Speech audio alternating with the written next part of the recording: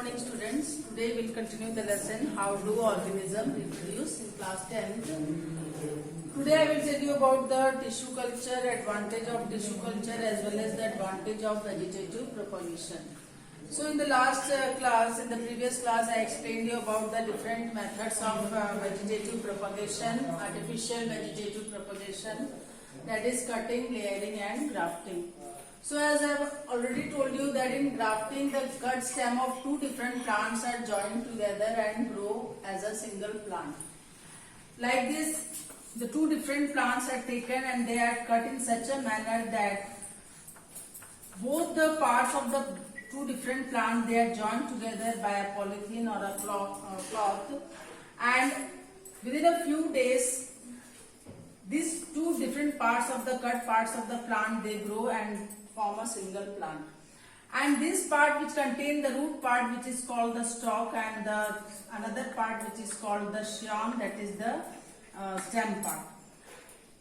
And within a few days both of them they are combined together and all the nutrients which the stalk they provide to the scion part and they grow together and they produce a new plant. So this whole method is called grafting, and by grafting method we can grow different types of plants like apple, peach, pear and so on.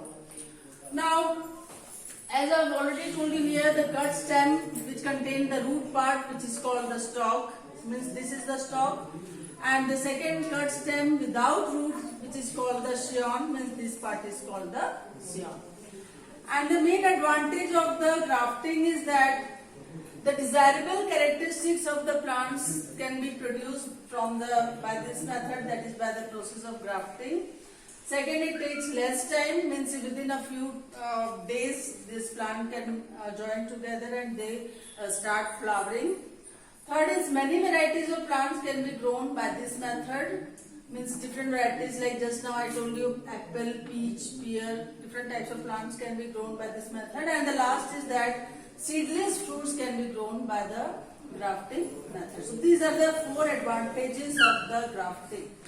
Now as a whole, the artificial vegetative propagation which we have discussed, cutting, layering and grafting, what are the advantage of the artificial propagation of these methods of producing the different plants? So whatever the plants we grow by this method, by artificial propagation method, either by cutting, layering or grafting, they are similar to the parent plant. Means whatever the plant we want to grow, they are similar. And like if we want to grow pear plant, means the new plant which are grown by grafting, they can be same as the parent plant. And another advantage is that the fruits grow much earlier in this method by artificial vegetative propagation. Means within few days it starts producing the fruits and flowers also. So it takes less time, as I have already told you. Besides this, it also takes less attention, means less attention is required by the artificial propagation method. We don't have to care much because already the plants are there and we are cutting the stem part or the scion or the stalk part or the different artificial propagation which we are using. So it takes less attention, means the plant need less attention. And many plants can be grown by this method, that is by the artificial vegetative propagation method. And the last is the seedless plants can be grown. Seedless plants means without seed. As normally what we do, we put the seed on the soil or in the pot, and after few days it start growing into a plantlet, and then it produces into a short plant, and then after that it becomes a tree. But by this method we can produce the seedless plant without seed. So these are the 5 advantages of artificial propagation of the method of producing new plants. Now we'll discuss about the tissue culture. It is a very fast technique of growing thousands of plants in a short time. So what is actually tissue culture method? It is a process in which the production of new plants they are produced from a single small piece of the plant tissues. Means small piece of the plant tissues they are removed from the growing tip of the plant in a suitable culture solution.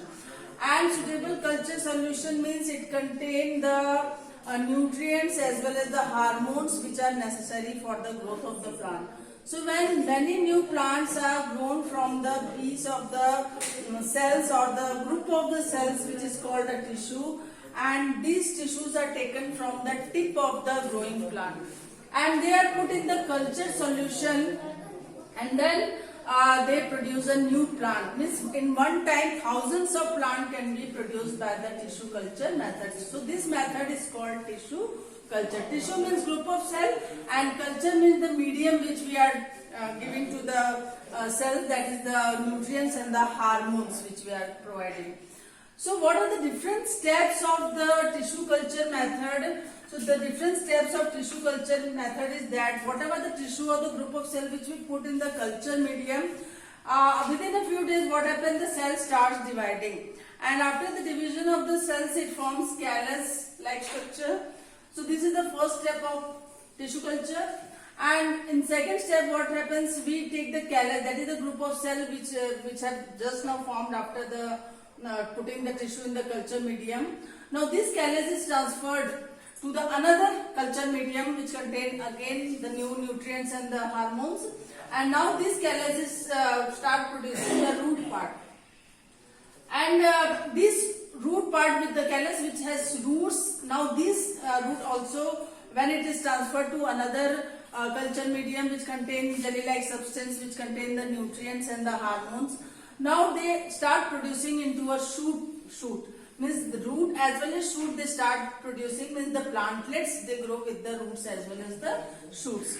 And after it start producing the root and shoot, means the plantlets grow, and now these plantlets they are transferred into the pot or the soil.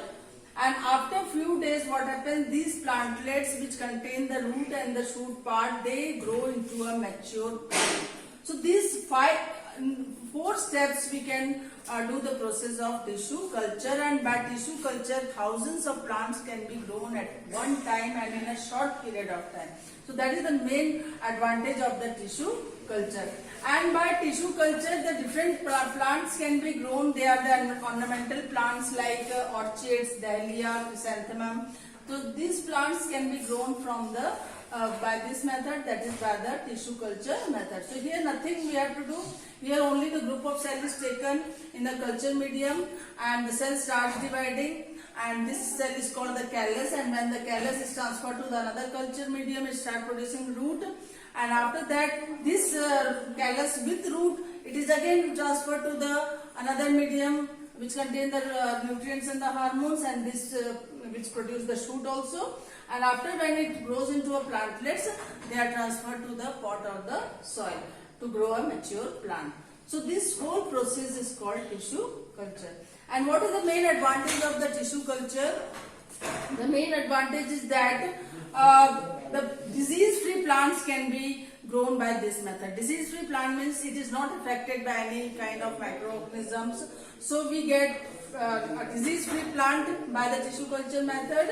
And by tissue culture method, a new plant which are grown, or whatever the thousands of plants which are grown, and these plants can be grown throughout the year. Means there is no particular season that in this season only the plants can grow. So it can grow in throughout the season. And the last most important is that very less space is required in tissue culture method, and very little space is required. Means in the culture medium only we are putting the group of cells, and this group of cells are converting into a new plants after 3 or 4 steps. So these 3 are the main advantage of the tissue culture method. So I think you might have understood what is tissue culture method, and it is very fast technique. Nowadays they are applied in the nurseries and all. And in the next class I will explain you about the sexual reproduction in flowering plants. So thank you for